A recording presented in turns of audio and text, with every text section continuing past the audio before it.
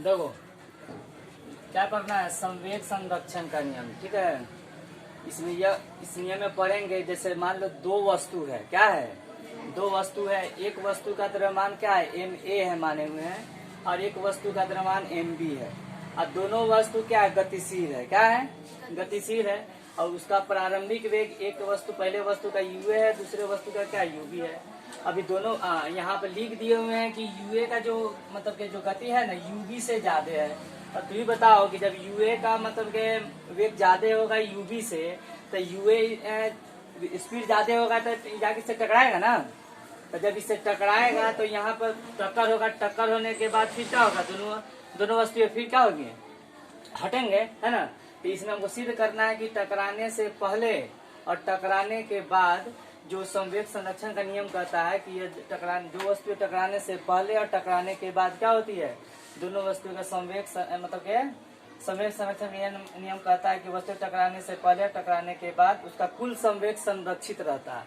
तो जैसे मान लो तो माना कि दो वस्तुएं जिसका द्रव्यमान क्या है, ma और mb है, और एक सरल रेखा पर क्या है, गतिशील है, और दोनों का प्रारंभिक वेग, एक वस्तु का uA दिया हुआ है, दूसरे वस्तु का ub दिया हुआ है। लेकिन इसमें हम लिख दिए हैं कि दोनों वस्तु टकराने से पहले ये पहले वस्तु का द्रव्यमान uA का मान ज्यादा है और ub कम है।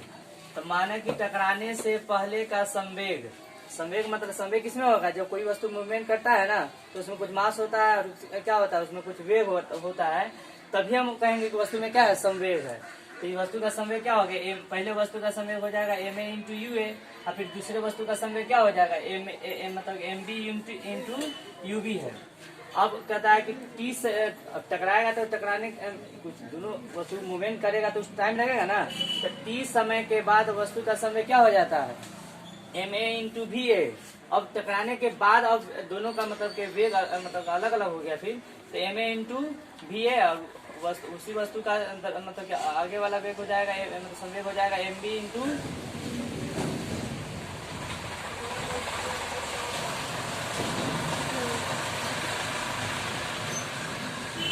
हो जाएगा ma इंटू यूए va और mb इंटू vb हो जाता है। तो अब गेंद ए के संवेग में परिवर्तन की दर जहाँ होगा वहाँ पर क्या पढ़ेंगे, बल के बारे में पढ़ेंगे। तो परिवर्तन की दर जो पिछले मतलब की क्लास में पढ़े थे कि ma एंड मतलब के वेग में परिवर्तन बटा टाइम क्या हो जाता है, त्वरण हुआ था ना।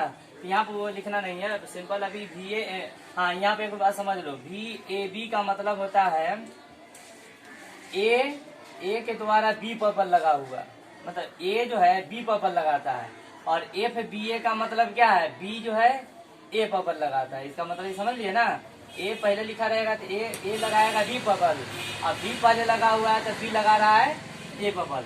तो यहाँ पर हो जाएगा एम ए और V A minus U A बटा में टी, है ना। उसके बाद टकरा मतलब कि गेंद बी के द्वारा संवेग में परिवर्तन की दर क्या हो जाएगा, एफ बी ए और M B into V B minus U B बटा में टी ए। लेकिन हम कल पढ़े थे कि न्यूटन के तृतीय गति नियम से कोई भी मतलब क्रिया होता है उसके क्या होता है, उसके विपरीत प्रतिक्रिया होता है कि नहीं होता है। तो विपरीत प्रतिक्रिया के लिए माइनस का सिंबल लगाना है। तो एफ ए बी बराबर minus of F B A, और उसके बाद एफ ए बी का मान यहाँ से यहाँ पुट कर दिया और एफ बी ए का मान यहाँ पर पुट कर दिया। उसके बाद क्या किया, टी से टी क्या कर दिया, कट गया, नीचे में है। उसके बाद इंटू में है तो ये गुना हो गया दोनों में, फिर यहाँ पर गुना हो गया, माइनस सिंबल है तो माइनस प्लस माइनस आ गया, माइनस माइनस। अब यहाँ पे एक बार लिखे हुए यहाँ पे किए हुए हैं तो इतना आ गया, यहाँ पर देख लो minus M B V B या माइनस माइनस प्लस। उसके बाद क्या किए, माइनस वाले टर्म को यहाँ पे देख लो, यानी कैलकुलेशन है, सिंपल क्या है कैलकुलेशन जो मैथ में करते हैं समीकरण में।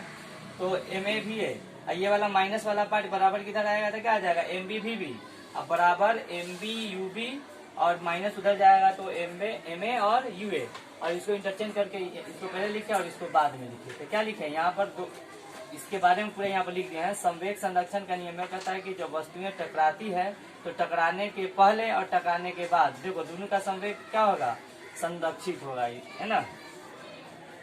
समझ में आया। अब इसको पहले बंद करो।